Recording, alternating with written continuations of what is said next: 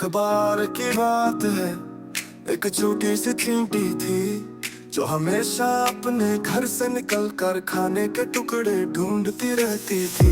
एक दिन उसे पता चला कि पास के बड़े पहाड़ के ऊपर एक मीठा फल रखा है। बाकी सब चींटियां हंसने लगी और बोली, अरे तू इतनी छोटी है, इतने बड़े पहाड़ पर कैसे चढ़ेगी?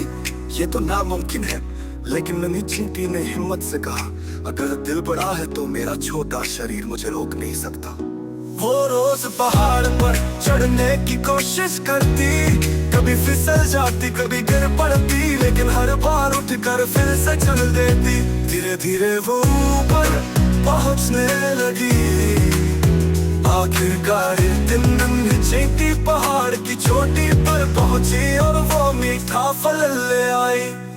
गाँव की सब चींटियां हैरान रह गई। उन्होंने कहा, वाह, तूने तो सचमुच कमाल कर दिया।